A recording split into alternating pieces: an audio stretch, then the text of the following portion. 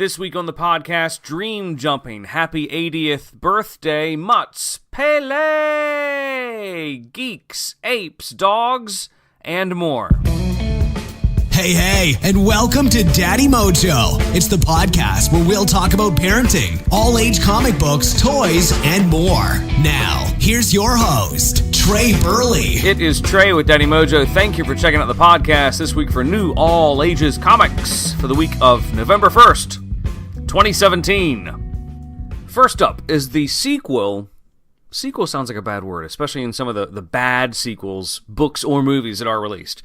Let's call this the second book in the Dream Jumper series. The first book came out last year, and it was one of our favorite graphic novels of last year. And Dream Jumper, it's got a kid-friendly Nightmare on Elm Street twist. You're talking a boy who realizes that he can jump into other people's dreams, but his friends start to sleep too much, and they fall into this deep, almost weird, trance-like sleep. And factor in that there's also an entity, an evil being, as it were, that lives in these dreams that's trying to take this kid's abilities for itself. Great premise, and the graphic novel, if you haven't seen it, is really worth checking out, either at your local library or just pick it up at the local bookstore. If you go to any elementary school library, it's going to be there. If you go to any of the Scholastic book sales, it's there. And the second book in this series is out this week. It's Curse of the Harvester. Now, this is book number 2 in Dream Jumper.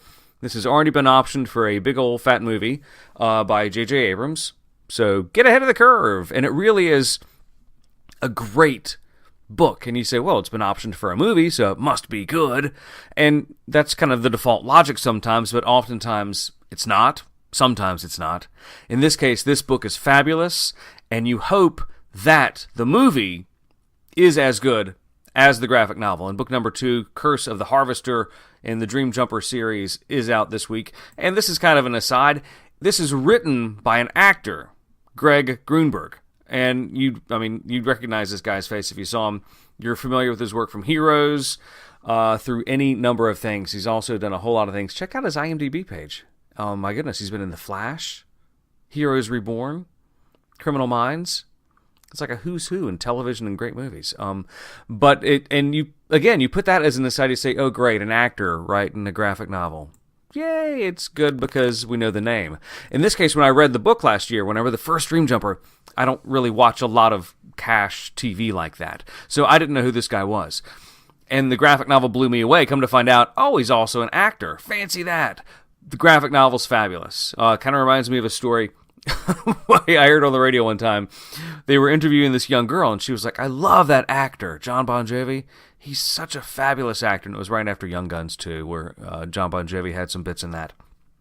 And the host said, he's also a rock star. He sings. He's in a band, yeah?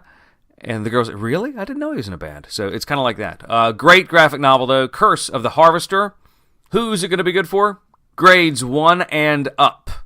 So that leaves you a lot of wiggle room, and it's fabulous. Our current second grader liked the first Dream Jumper when he was in first grade. It was a little ahead of him reading-wise, but he's a high reader. So if you're a high reader in first grade, jump on it. Otherwise, second grade and up. Dream Jumper, Curse of the Harvester. It's out this week, and it's as good as it gets in graphic novels. Happy 80th birthday to Snow White and the Seven Dwarfs. That's right. Isn't that crazy?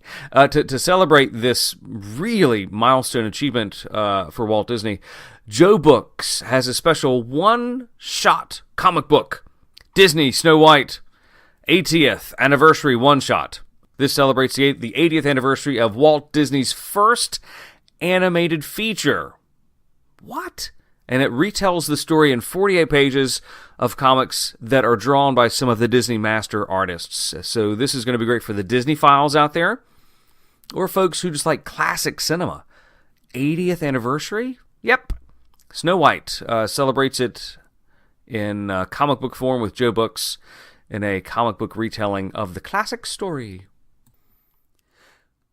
This book dovetails nicely into that, actually. This is not a comic book. This is a proper young reader illustrated book called Pocket Full of Colors. It's about Mary Blair. She was a Disney artist back in the early days of Disney, and it's a book from Amy Guglielmo, Jacqueline Torville, and the illustrations in this are one of the reasons why the book is really so fabulous. It's from Brigitte Barrager, the illustrations, and it's really, it takes its cue directly from the title, Pocket Full of Colors. So many colors in this, and it also tells a great story because Mary Blair was one of the first women that Walt Disney hired when Walt Disney first started Walt Disney Studios. So this was just back after the war.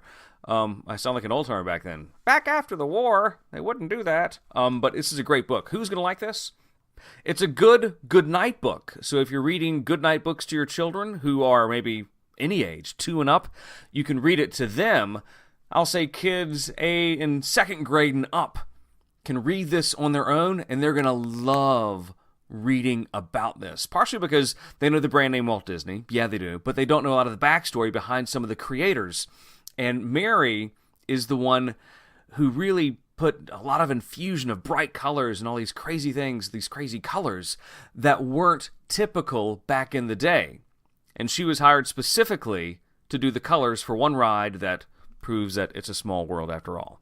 But prior to working on that ride, she also did some illustrations for him. She was a freelancer, a great entrepreneur, and it's a fabulous book. I encourage you to check it out. One of the authors who is really a go-to for us, and he has been for the past 15 years, is Patrick McDonnell. Patrick is the author, the creator of Mutts, and the treasuries that he puts out. It really just has a way of just touching your soul, doesn't it? Partially because it's the illustrations, you don't need words. They're so timeless, effortless, and humane, for lack of a better term, which is ironic because he's a big supporter of many humane organizations, as you might suspect if you've read Mutts. This week has hashtag Love Mutts. It's a new Mutts treasury out this week. What's to say? This is a timeless comic strip that is one of those things that kids and adults will love to read, and hashtag Love Mutts should be no exception. It is out this week, and it's from Patrick McDonnell. For the teen readers this week, and I'll say tween to teen readers, or if you're the parent of a tween or teen reader and you're looking for a good gift for the holidays coming up, check out this. Your friends at DC are putting out DC Greatest Hits. This is a trade paperback boxed set, packed as much as a box set can get, of 4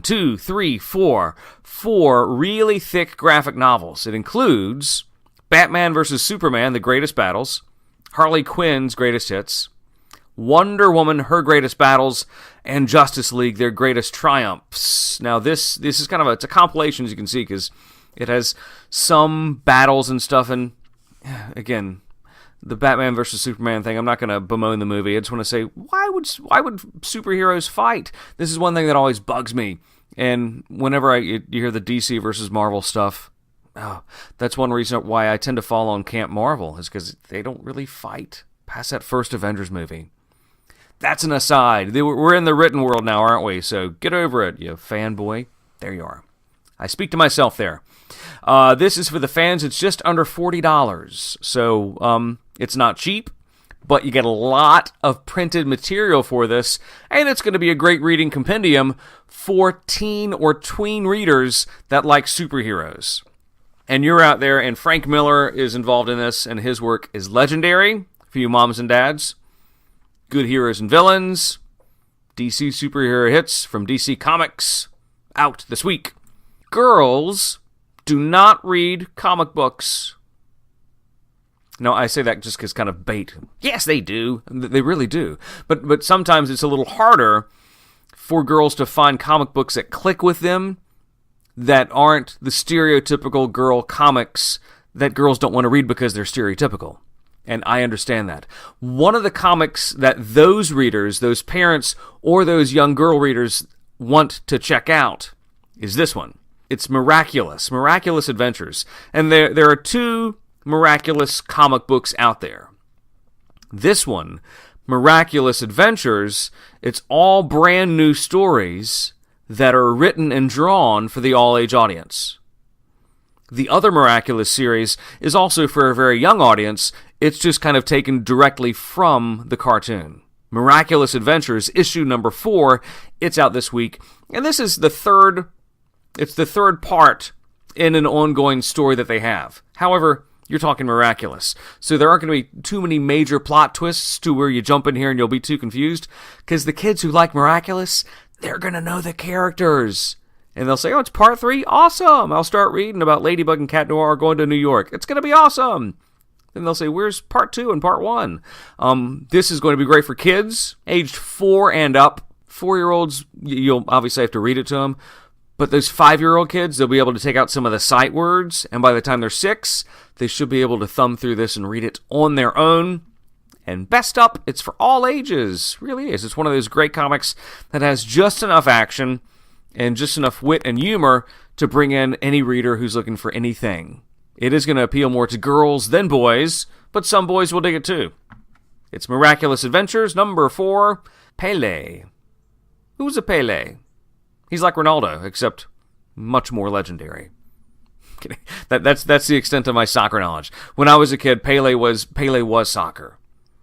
And now Pele is the subject of a new graphic novel from First Second Books. And it tracks Pele's childhood, his love of the sport, and his eventual domination of the sport. And it's what little I've read from this graphic novel is fascinating. Just how dirt poor he grew up. He didn't have a soccer ball when he grew up. He played soccer with a big ball of paper. And that sounds like some kind of hyperbole that you make up, but it's not. It's true. He played with a big ball of paper. He was too poor for a real soccer ball, so it was newspaper tied together with string. That's how he learned. And then eventually he got really, really good at it. Really, was the king of the sport. Pele, the king of soccer. If you like sports, check out this graphic novel. If you like Pele, of course you'll check it out. And if you just want a good quality graphic novel that could eschew what you think the genre is, check out this graphic novel. It's Pele, the king of soccer, from First Second Books. And side note for First Second, they really put out great product. So you can almost pick up any First Second book, and if it's in the genre that you like, you will dig it. There are 3 games out for the Monopoly files in All of Us. And All of Us, it depends on who you are in this one. There is Monopoly, the Golden Girls. The Golden Girls edition of Monopoly offers fans of the Emmy award-winning show a unique gameplay experience as they buy, sell, and trade iconic locations from the show while enjoying one of America's all-time classic board games. It's the Golden Girls, isn't it? But there's also a Disney Monopoly out this week that allows you to purchase key things in Disney history. Disney properties, Disney movies, things like that. Hint, if you're playing the Disney version of Monopoly, don't buy Rocketeer or Dick Tracy, because you'll lose money. Don't do that. There's also a classic Planet of the Apes Monopoly out this week. That one's more for the fans. All of these are going to retail just around $40, and especially for the Planet of the Apes one, since you're talking, it's the movie, the old school movie. Dr. Zaius is looking old school, so that's for you guys. It's not for the new Planet of the Apes fans. Dogman. Who is down with Dogman? I'll tell you who's down with Dogman. If you have a kid who is in elementary school, they are down with Dogman. They know Dogman, they love Dogman. Before Dogman, they loved Captain Underpants, and they're all from the same creator. They're from his loins. I'll use another underpant metaphor. Dave Pilkey, his latest creation, has a new box set out. It's Dogman, the Epic Collection. This collects the first 3 books from Dogman in one box set. When he was 5. Our oldest was 5 when the first Dogman came out. No, he was 6 rather. He was 6. And he loved it. Laughed. Could read them all by himself and laughed. Even as he got older, he laughed himself silly for the second book, which kind of surprised me because I thought they would be too juvenile, but they're not. He just loves the characters. Plus, as a young reader, to you parents out there, this is kind of a general observation if you have a kid who's not reading yet, when a child can read a book by themselves without any assistance from you, enjoy it and laugh, earnestly laugh out loud, and not need any help from mom or dad, that's a huge ego boost, and it really boosts their confidence in reading. So that's where Dogman really fills the void. Plus, kids love it. They really do. And this box set costs just under $30. Break it out with 3 books. It's, $10 a book? Yep. Good news if you buy it through some of the links. It's even cheaper, so then it's like $8.50 a book, $8. But it's a great gift for anybody during this holiday season. Dogman Epic Collection box set. Adventure Time is ending its television run next year. Did you know that? It actually got canceled. And it's so odd. How could the number one show on Cartoon Network get canceled? It's one of those weird things that is a fascinating article if you're interested in television or Adventure Time or want to know the scoop behind this. Just do a quick little search for, is Adventure Time canceled? And one of the first articles that will pop up is something on IndieWire. And this is more for the adults or the teens who can read this article. But it details a bit about Adventure Time, the creators, and Cartoon Network. It's a fabulous online read. Issue number 70 of the comic book, it's out this week. This is from Boom Studios. And I say this because even when the show ends next year, I don't think this comic book is going to end because it is still really popular and it has different creators in it. So some of the turmoil that was discussed behind the show, it's not crossing over to the comic book, and it's still incredibly funny and great for all ages. It's the start of a new miniseries. Issue number 70 is. So if you're skeptical about jumping in when there's an ongoing series or an ongoing story and you don't get lost, jump in here because it's issue number 1 of 4 with issue number 70. It's Adventure Time. It's from Boom Studios. And kids who are in elementary school are going to get it the most. Upper elementary will really get it, but younger elementary will look at it and be okay with it, but it may be a little too weird for them. It might be. Your kid may love it. They may already be watching this and reading this. But I think that's what it is. Like, for example, our kid, he gets it now because he's in 2nd grade.